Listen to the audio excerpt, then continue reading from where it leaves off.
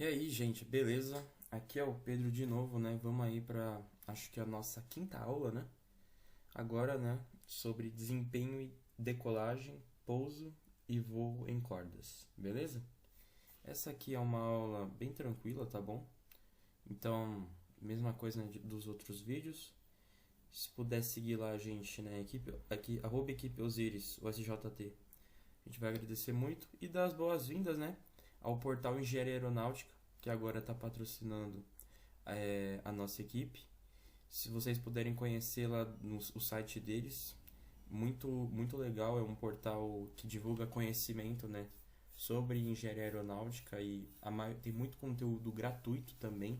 Eu mesmo já fui uma das pessoas que fez os cursos deles e eu aprovo, então dou uma dica, né, se vocês, além de vocês quiserem, né, aumentar o conhecimento de vocês, né, sobre essa área, né, vão lá no portal deles porque é muito bom. Então vamos começar aqui, né, sobre as forças atuantes na decolagem, né. Pode-se perceber, analisando-se a figura, que além das 4 forças necessárias para o voo reto e nivelado, também está presente durante a corrida de decolagem a força de atrito entre as rodas e o solo, né. Então, né, a gente já aprendeu, né, que existe a força, né, vamos relembrar, a força de tração, né, a força de sustentação, a de arrasto e o peso, né, a gente sabe que tem essas 4 forças. Além disso, tem a força de atrito, né, que é a força entre o pneu e o solo, né.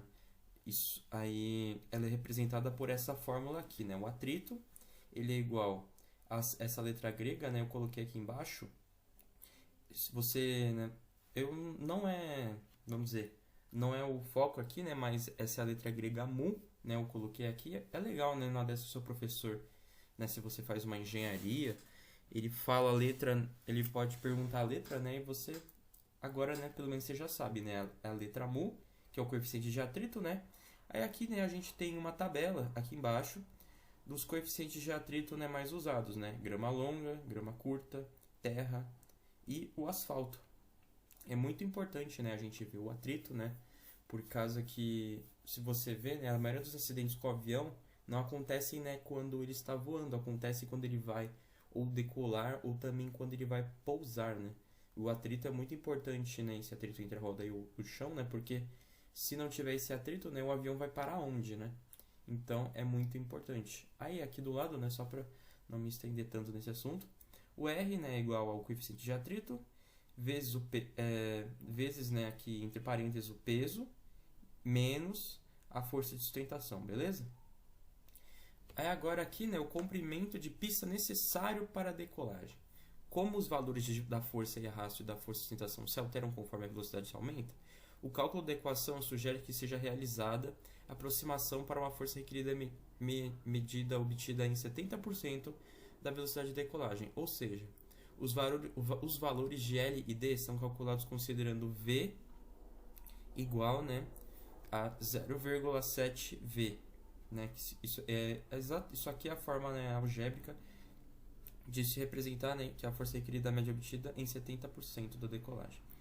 Como forma de se manter uma margem de segurança durante o procedimento de decolagem e subida, a norma, né, FAR parte 23 aqui, né, que é, né, da Regulamentação Federal de Aviação, sugere que a velocidade de decolagem não deve ser inferior a 20% da velocidade de stall.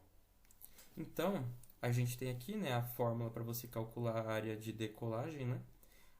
Essa fórmula aqui, né, não, todos aqui, né, são conceitos, né, que a gente já sabe, né, né, são todas as letras aqui que você já sabe, né, tração, peso, gravidade, pressão, enfim.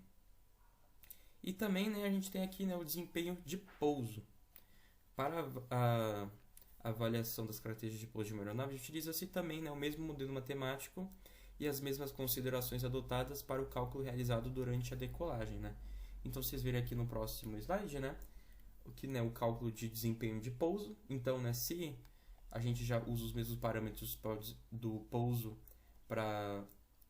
são os mesmos para decolagem, os cálculos para desempenho de pouso também são praticamente os mesmos da de decolagem, né? Então aqui é similar, e segue o método matemático, né, de um valor médio de 70% da velocidade de aproximação. A equação representa uma forma aproximada para determinar o comprimento de pista necessário para o pouso de uma aeronave.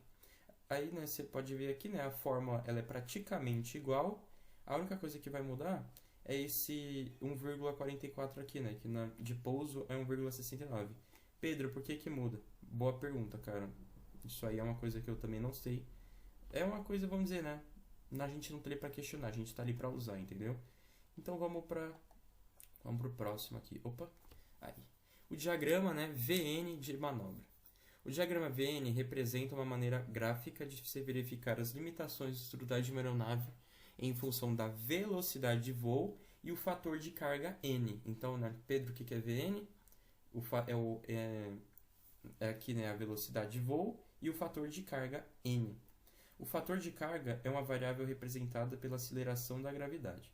Basicamente, um fator de carga N igual a 2 significa que para uma determinada condição de voo, a estrutura da aeronave estará sujeita a uma força de sustentação dada pelo dobro do peso, tá? E o cálculo N pode ser realizado preliminarmente pela aplicação da equação mostrada. N igual a sustentação sobre o peso. E agora, né, aqui o fator de carga limite para aeronaves. O fator de carga limite depende do modelo e da função de qual aeronave é destinada. Para as aeronaves em operação atualmente, sugere a seguinte tabela para a determinação do N.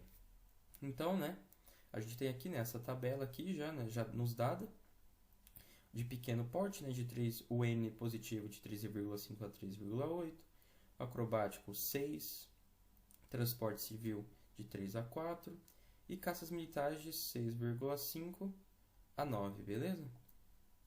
E agora, né, as forças atuantes em curvas.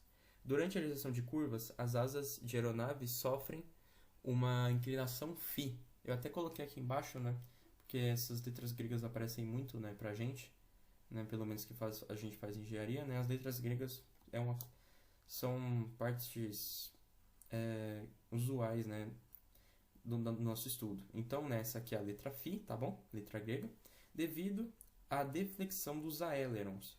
E para se obter uma condição de equilíbrio estático durante a direção da curva, a força de sustentação é relacionada com o peso da aeronave, conforme a equação a seguir. Então, né, eu até botei aqui, eu vou explicar melhor, né, porque aqui a gente tá, né, para aprender, né, então eu não vou... Muitas vezes essas aulas são feitas, né, a gente fez, né, pensando, cara, vamos fazer qualquer pessoa que não entende nada entender. Então, né, eu expliquei aqui, né, essa aqui é a fórmula, né, para determinar aqui, ó, durante a força de sustentação relacionada com o peso da aeronave conforme a equação a seguir. Então, é a fórmula: a sustentação vezes o cosseno de φ igual ao peso, tá bom? Aí você pensa, né, cosseno de φ, Pedro, o que é isso? Eu não lembro. Isso aqui a gente aprende na escola, né, sobre seno, cosseno, tangente. Eu botei aqui um triângulo retângulo aqui em cima para explicar, né? Porque na dessa muita gente acaba não lembrando, né? Então a gente não custa nada, né? Vou dar uma relembrada. Então vocês olhem, né, aqui a aeronave, né? Vocês veem, né, que ela tá aqui num ângulo, né? Virada aqui num ângulo. E vocês eu quero que vocês olhem esse triângulo, né, que forma aqui, ó. Esse triângulo que forma aqui, ó. Eu vou passar o mouse em cima dele para vocês enxergarem. É o mesmo que tá aqui em cima, ó, um triângulo retângulo que forma. Ele fala, tá, Pedro, e por que é o cosseno de φ? Por que é o cosseno de φ? A gente tem, né? Olha essa formulinha aqui, que ela é muito interessante, né, de você lembrar. Eu aprendi isso aqui na escola, eu chamo de SOHCAHTOA. O que é o SOHCAHTOA, Pedro? É o seno, que é igual ao cosseno sobre a hipotenusa, o cosseno, que é igual ao cateto adjacente sobre a hipotenusa, e a tangente, que é igual ao cateto oposto sobre o adjacente, beleza? É um jeito mais fácil de você lembrar a fórmula de seno, cosseno e tangente, beleza? Então, tá aqui, né, o triângulo retângulo. O que a gente tem aqui do triângulo? A gente tem o L, né? A gente tem o L, que é a força de sustentação. E a gente tem o que também? A gente tem o cateto oposto, né? Que era onde a aeronave ela estava, né, quando ela estava nivelada. Então, isso aqui num triângulo retângulo, se a gente olhar aqui, é a hipotenusa, a parte vermelha, né? Eu simbolizei ela aqui também, eu coloquei uma linha vermelha aqui para vocês enxergarem. E o cateto adjacente, que é, vamos relembrar, né? O cateto adjacente, a gente olhando esse triângulo retângulo, ele é sempre o que está do lado do ângulo, ele fica do lado do ângulo. E isso aqui, né, só para a gente relembrar, né? Essa parte aqui do triângulo é o cateto oposto. É o que fica oposto ao ângulo, né, que a gente está querendo descobrir, que no caso é o ângulo φ, tá bom? Então, né, para você colocar aqui, né, o cosseno na fórmula, você faz, então, o cosseno, né, de φ, que é igual o cateto, é igual ao cateto adjacente sobre a hipotenusa, beleza? Então, você coloca aqui, né, o resultado que der, e você coloca, né, o peso da aeronave e a força de sustentação, beleza, gente? E essa, né, foi a nossa aula de hoje. Eu acredito, né, ela foi uma aula curta, mas ela também foi uma aula também, né, muito, vamos dizer, mais difícil de entender. Então, caso vocês tenham alguma dúvida, só mandar uma mensagem no nosso e-mail, no nosso Instagram, enfim, né? Qualquer lugar desses. Pode também deixar aí nos comentários também, vocês que sabem. Então, na próxima aula aqui, né, estabilidade longitudinal e estática. Se vocês puderem, né, de novo, se puderem seguir a equipe Osiris no Instagram, a gente agradece e falou!